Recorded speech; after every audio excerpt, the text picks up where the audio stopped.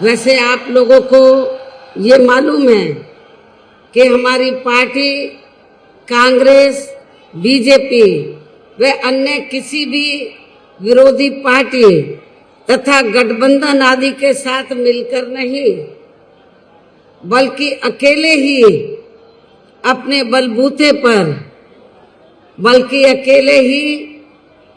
बलबूते पर आप सब लोगों के बलबूते पर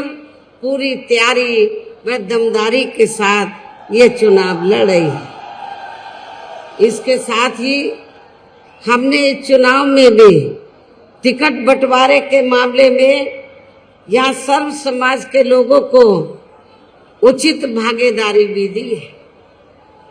जिनको जिताने में यहाँ पार्टी के लोग पूरे जी जान से लगे हैं। आप लोगों को ये मालूम है कि जब पार्टी बनी थी और पश्चिमी यूपी में पार्टी के जनाधार को बढ़ाने का प्रयास किया जा रहा था, तो शुरू में खास तौर से पश्चिमी यूपी के लोग और पश्चिमी यूपी में जो विरोधी पार्टी के लोग हैं वो ये प्रचार करते थे कि बहुजन समाज पार्टी ये अपर कास्ट के खिलाफ है, और खासकर आपके मुजफ्फरनगर और आसपास के इलाके में तो खुल्लम खुल्ला ये प्रचार करते थे कि बीएसपी जाटों के खिलाफ है। ये प्रचार होता था। लेकिन आप लोगों को ये मालूम है कि बहुजन समाज पार्टी जब से बनी है तब से लेकर और 4 बार मेरे नेतृत्व में यूपी की सरकार बनी है, हमने पश्चिमी यूपी में खासकर आपके मुजफ्फरनगर जिले में हमने कोई भी दंगा फसाद आदि नहीं होने दिया है। हमने यहाँ कोई भी आपस में जातीय संघर्ष नहीं होने दिया है, सांप्रदायिक संघर्ष नहीं होने दिया है। सपा जब पावर में थी तो यहाँ जो बरसों से जाटों में और मुस्लिम समाज के लोगों में जो भाईचारा पैदा था, तो सपा की सरकार में उस भाईचारे को तोड़ा गया। यहाँ जाट समाज और मुस्लिम समाज इन दोनों को आपस में लड़ाया गया, नफरत पैदा की गई, लेकिन हमने ऐसा नहीं होने दिया। और मैं ये आपको बताना चाहती हूँ कि मुस्लिम समाज और चौधरी समाज को, जाट समाज को ये ना लगे कि हमारी किसी की उपेक्षा की गई है, तो हमने इस बात का भी विशेष ध्यान रखा। हमने यहाँ से अति पिछड़े वर्ग को टिकट दिया, प्रजापति समाज से अति पिछड़े वर्ग को मुजफ्फरनगर से, और जो बिजनौर लोकसभा की सीट है उसकी कुछ सीटें आपके मुजफ्फरनगर जिले में आती हैं। तो हमने यहाँ पर जो हमने भाईचारा पैदा किया था मुस्लिम समाज में और जाट समाज में, उसको कायम करने के लिए, उसको बरकरार रखने के लिए, तो हमने यहाँ से बिजनौर लोकसभा की सीट से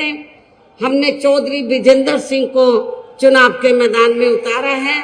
जो जाट समाज से ताल्लुक रखते हैं। लेकिन हमने मुजफ्फरनगर जिले के मुस्लिम समाज के लोगों की उपेक्षा नहीं की है, उनका भी पूरा ध्यान रखा राजनीति में। मेरी दिल्ली तमन्ना थी कि मुजफ्फरनगर से मुस्लिम समाज को चुनाव के मैदान में उतारा जाए, लेकिन यहाँ पर इतनी दहशत पैदा कर दी गई थी सपा सरकार के समय से मुस्लिम और जाट समाज में, तो मुस्लिम समाज के लोग कोई जल्दी से चुनाव लड़ने के लिए तैयार नहीं हुए, जिसकी वजह से मुझे यहाँ पर अति पिछड़े वर्ग को हमें चुनाव के मैदान में उतारना पड़ा। मैं इनको मेरठ से भी खड़ा कर सकती थी। मैं श्री धारा सिंह प्रजापति को मेरठ से भी खड़ा कर सकती थी। यहाँ से हमारी पार्टी चाहती थी कि मुस्लिम को मौका मिले, लेकिन यही मुस्लिम बहुत डरे हुए थे कि दूसरी पार्टी से जाट बिरादरी के लोग आ रहे हैं तो कई चुनाव में दंगा ना हो जाए, बहुत डरे हुए थे। तो उसको ध्यान में रखकर तो मैंने श्री धारा सिंह प्रजापति को मुजफ्फरनगर से खड़ा किया। लेकिन फिर भी मुजफ्फरनगर जिले से हमने मौलाना जमील अहमद कासमी जो मीरापुर से बीएसपी से विधायक रहे, तो मुजफ्फरनगर के मुस्लिम समाज के लोगों को ऐसा ना लगे कि उनकी उपेक्षा हो रही है, तो मैंने उनको आपके मुजफ्फरनगर लोकसभा की सीट से ही उत्तराखंड में एकदम लगी हरिद्वार लोकसभा की सीट है, तो मैंने इनको फिर मौलाना जी को चुनाव के मैदान में वहां से उतारा है। अब वो हरिद्वार से चुनाव जीत के जाएंगे तो समझ लो वो अकेले हरिद्वार ही नहीं, आप लोगों को लगेगा कि वो मुजफ्फरनगर के निवासी हैं, तो वो दोनों जगह के वो मेंबर पार्लियामेंट एक तरीके से आपके सामने वो रिप्रेजेंट करेंगे मतलब। तो इसलिए हमने मुस्लिम समाज का यहाँ नहीं दिया, तो हमने उनको मौका बगल की हरिद्वार लोकसभा की सीट से दिया है। ये भी मैं, और सहारनपुर तो बिल्कुल लगी हुई है, वहां से मौका दिया है। हमने क्षत्रिय समाज को कैराना से टिकट दिया है। तो हमने सर्व समाज का रिजर्व सीट तो शेड्यूल कास्ट के लोग ही चुनाव लड़ते हैं, लेकिन हमने अति पिछड़े वर्ग को भी पूरा मौका दिया है। तो इसलिए हमने टिकट बंटवारे के मामले में तो इस बात का विशेष ध्यान रखा है कि सर्व समाज के लोगों को ये लगे कि हमारी अपनी पार्टी है। हालांकि आज यहाँ आपकी इकट्ठा हुई अपार भीड़, मैं भीड़ के जबरदस्त जोश को भी देखकर अब मुझे भी ये काफी हद तक भरोसा हो गया है कि पिछली बार की तरह इस बार भी आप लोग अपने प्रदेश से यहाँ लोकसभा के आम चुनाव में अपनी पार्टी का बेहतर रिजल्ट लाएंगे। अपने क्षेत्र से भी आप लोग बेहतर रिजल्ट लाएंगे। पिछली बार आप लोगों ने बिजनौर लोकसभा की जो सीटें इधर आती हैं मुजफ्फरनगर में, बीएसपी के उम्मीदवार को यहाँ से जिताकर भेजा। इस बार भी आप लोग रिकॉर्ड तोड़ वोटों के अंतर से चौधरी विजेंद्र सिंह को आप लोग जिताकर भेजेंगे। और इसी प्रकार जो हमारे प्रजापति समाज से उम्मीदवार हैं, अति पिछड़े वर्ग के लोग, चौधरी समाज के लोग भी, अपर कास्ट समाज के लोग भी, अति पिछड़े वर्ग के लोग, दलितों के साथ ये मिल जाएं, फिर इन दोनों उम्मीदवारों को कोई हराने वाला नहीं है। तो मुझे आप लोगों के ऊपर ये पूरा भरोसा है कि आप लोग इन दोनों लोकसभा की सीटों को जरूर कामयाब बनाएंगे। इसके लिए अब मैं आप लोगों का ध्यान कुछ जरूरी बातों की तरफ दिलाना चाहती हूँ, और इस संबंध में विशेषकर मैं कांग्रेस, बीजेपी व इनके अन्य सभी सहयोगी दलों के बारे में ये कहना चाहूंगी कि आजादी के बाद शुरू में केंद्र व देश के काफी राज्यों में भी ज्यादातर सत्ता यहाँ कांग्रेस पार्टी के हाथों में ही केंद्रित रही है, किंतु इनकी खासकर दलित व आदिवासी एवं अन्य पिछड़ा वर्ग विरोधी तथा अन्य और मामलों में भी रही गलत नीतियों एवं गलत कार्य प्रणाली आदि की वजह से ही फिर इस पार्टी को केंद्र व काफी राज्यों की भी सत्ता से बाहर होना पड़ा है, तथा यही स्थिति इनकी सहयोगी पार्टियों की भी बनी रही है, जिस कारण ही फिर हमें बहुजन समाज पार्टी को बनाने की जरूरत पड़ी है। और अब पिछले कुछ वर्षों से बीजेपी एवं इनके सहयोगी दल केंद्र व